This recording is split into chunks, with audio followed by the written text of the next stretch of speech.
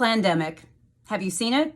I finally did, actually, and I did at your insistence. I didn't even know about this, honestly, but in the last few days, you guys have been sending me links. You've been writing about it. You've been asking me about it. And I said I had to figure out what this Plandemic thing is. YouTube has been taking down the video, at rapid speed, all for good reason, I might add. But I did finally find the video. I just finished watching it, and I have to tell you, my mind is blown.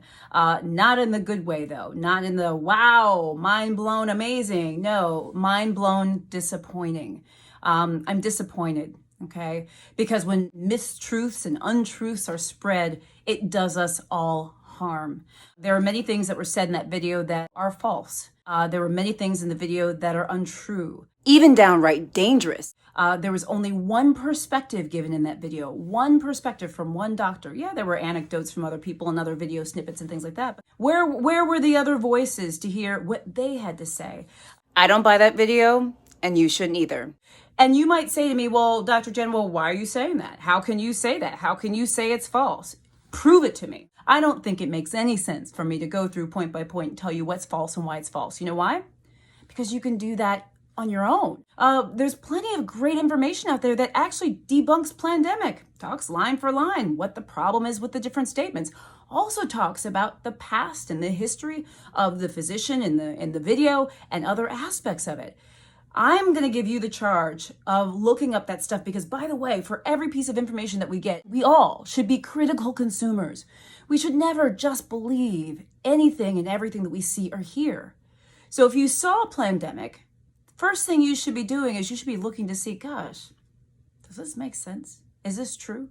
Do your own research. Go to reputable organizations, websites, and companies to get that information. Now, I'm giving you my take right now. What I do want to talk about is why we sometimes buy into conspiracy theories. And yes, I would call this a conspiracy theory, but there are plenty others. Coronavirus has been a season ripe of conspiracy theories.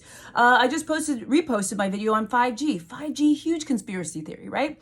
I know many of you guys believe in 5G. Trust me, you've told me. Also, the virus is man-made. Coronavirus is man-made. Coronavirus is a bioweapon. Coronavirus is a plot by the government. I've heard it all, just as you have. But you know, conspiracy theories don't stop with coronavirus. As a family doctor, I deal with them all the time.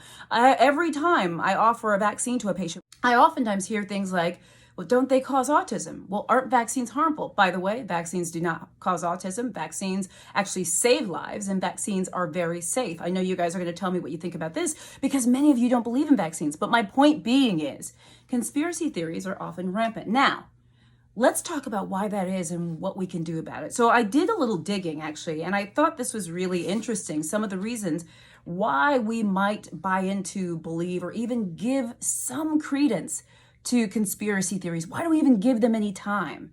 And there's a number of great articles about this. A couple of reasons that I found is that, oftentimes it gives us an explanation when we don't have one. Especially in this time of coronavirus, guys, we don't know everything. There's so many questions we have. We're all trying to survive and figure this out. So in the absence of information, sometimes we latch on to a solution that's provided because it gives us an explanation, whether it's right or wrong. Sometimes conspiracy theories, they give us a sense of structure, or they sort of, give us a sense of control, especially in an environment or a time when there is no control, kind of like this coronavirus season. Sometimes we believe in conspiracy theories because they fit what we already believe, and so we're looking for something to validate the things we already believe. Sometimes we have a lack of trust for things. Conspiracy theories may sort of support that lack of trust.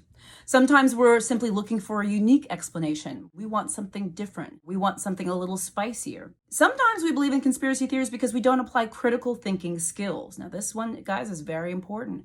I said this before. Don't believe everything you read or you see. Everything, including my videos, need to be watched with a critical eye. Sometimes we're looking to explain things that we don't understand. There are a million reasons why we believe in conspiracy theories.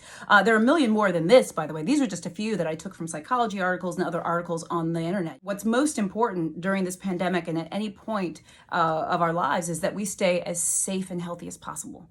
That's the bottom line. And as a physician, I believe in evidence-based medicine. That's by looking at the best science we have at the moment to help us determine what we need to do. Pandemic was not evidence-based. In fact, it had a number of harmful suggestions in it.